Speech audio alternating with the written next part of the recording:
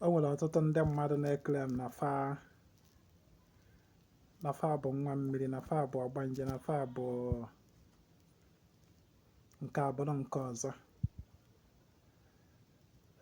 na ha bụ ndị otu, na ha nwere otu, na ha bụ ndị dada, na ha bụ nke a na nke ọzọ. Gụọ bụ onye na-eklem all these things.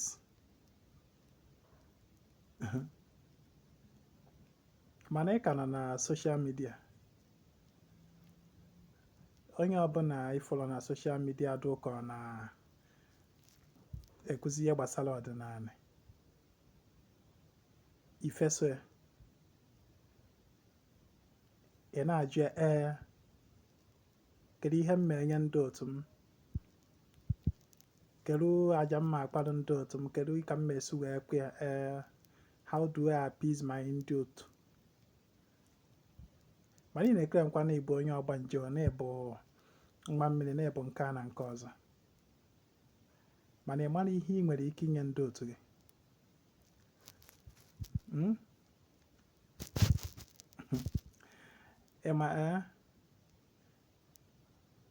The day you begin to understand and know what your Ndị Otu accepts and what they don't accept, that is the day you can actually begin to call yourself that na yes, na ị nwere otu, na ịbụ nwa mmiri, na ịbụ nke a na nke ọzọ. Gụọ na-eklem all this nka njugodu gele. Ịma ofu ife ma ọ bụ abụọ ya bụ ị na-akpara ndị otu gị aja, i wee were ife a tinye na data aja ahụ agazie metalụ gị mkpụrụ. Ịmatago. Then ka njikwa gị ọzọ, ịma ofu ife ma ọ bụ abụọ ya bụ ị na-akpara ndị otu gị aja, ofu ife anụnwa bala ana na data aja ahụ akpụọ naanị. That is ndị otu ga-eji maka that 10, that 110 itinyelu there, reject ya data aja. Have you discovered this? Oh, you don't know.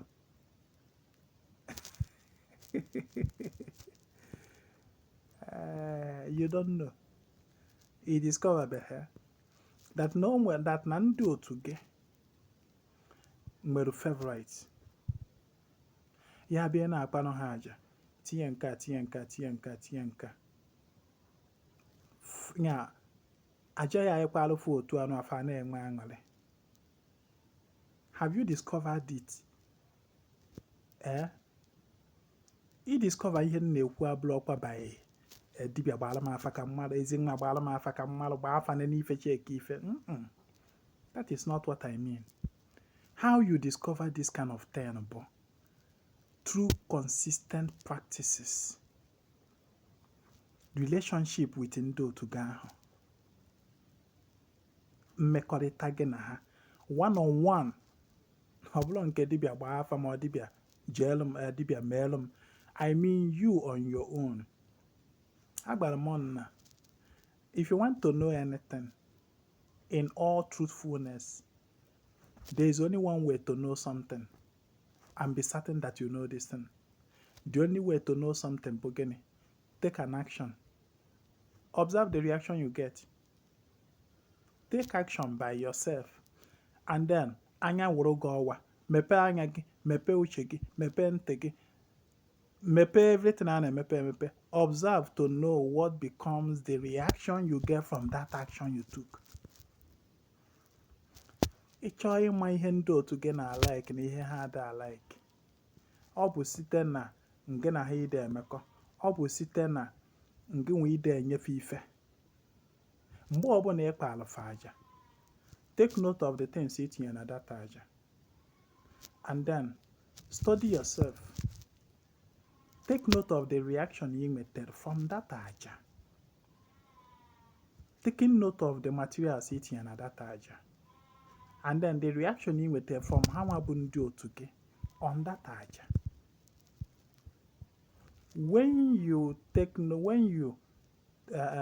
get the reaction from them, the reaction you with from them will tell you ma aja ekpalo fa nabatara ya ka ọ na fa nabataghị ya. Ọ bụla ba ije kwudi bịa ka ọ gbara gị afa. Gbaa afa na n'ife check ife agbala m gị that na the day you stop depending on dibia gbara gị afa for you to know the truth, for you to know something about ife mmụọ.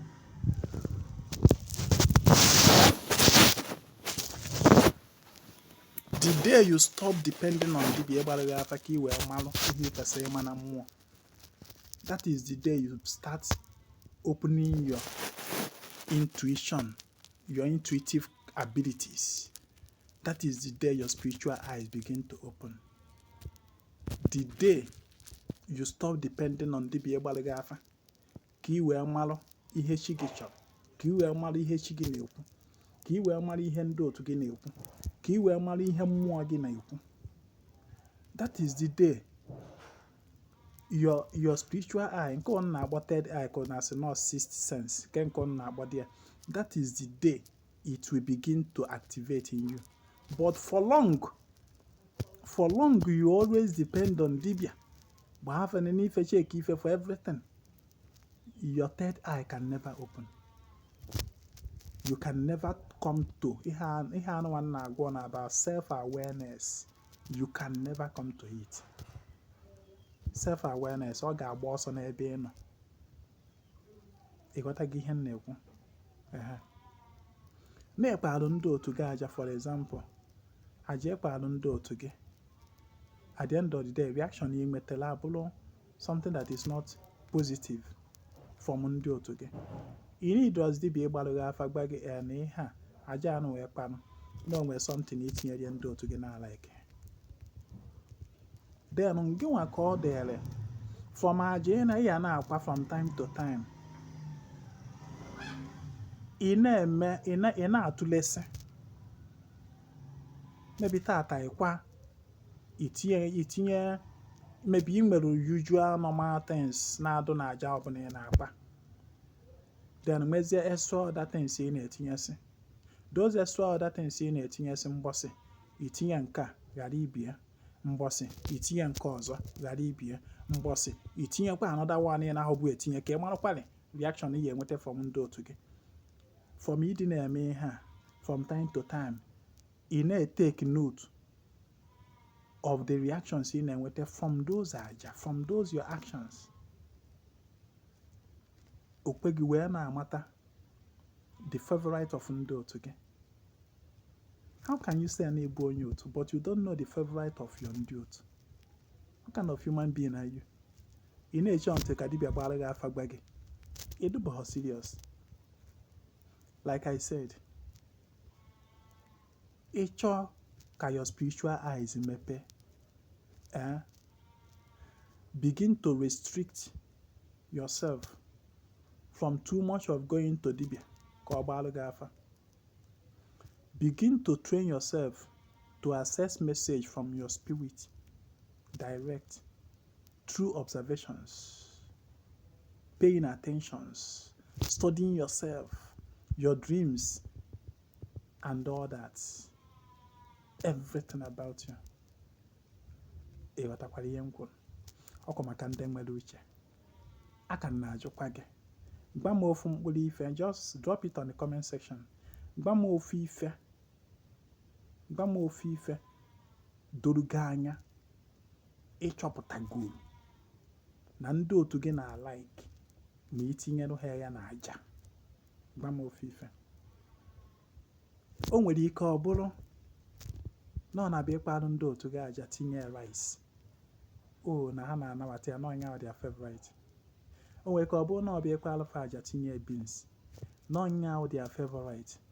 O nwere ike ọ bụrụ na ya ịkpalụ fa aja tinye mkpụrụ osisi, na ọnya ọ dị favorite. O nwere ike ọ bụrụ na ọ bịa ịkpalụ fa aja tinye ya kelu maybe tinye sweet ụmụaka, n'ọnya dị ma ọ tinye biskit ma ọ bụ tinye granọt n'ọnya dị ya favorite ma ọ bụ on the other way around. O nwere ike ọ bụrụ na ọ bụ ịkpa alụfa aja tinye ya mkpụrụ ọka fe reject ya, ma ọ bụ na ịkpa alụfa aja tinye ya ihe dịka beans fe reject ya, ma ọ na ịkpa alụfa aja tinye ya rice fe reject ya maka na ife ndị na-eri ka ndị na-asọ. Ọnya mere it is very wrong ijekwu dibịa jejubia kedu ife m na-enye ndị otu m, kedu ife fa na-anabata, maka na otu gị abụrụ otu da dibịa ga-enye gị ansa based on ndị otu nyenwa. Iwere ewe jekwu ndị otu gị daa ya. Find out by yourself by taking actions and studying the reactions you get. Nke imerụ o wee bụrụ na from asị imeterụ na ha alaikiri ya, then ịkpawa aja mbọsị ọzọ mmadụ enido ọzọ ịgba gị na ihe a na-aga etinyezina ya. Ịghọtago? Ọ maka ndị nwere uche. Ndị nwere uche na-aghọta nkụzi anyị. Mana inwewe uche ife ya na-asị na Ezinwa na-eme nkọ eri ụgwana ihe mpasa ọkwa n'enubere ka nna. Soyela ya na nkwasara aka anyị na-eme every nkwọ. Soyela ya na nkwasara aka every nkwọ. Nkwasara aka goes on every nkwọ. Every 4 days anyị na-eme aka. Chat me on WhatsApp if you want to be part of it. Chat me on WhatsApp 08032477868. That's my WhatsApp number. My name is Ezinwa Anaedo. I come for the total restoration of ordinary and omenani Igbo. Kamesiam.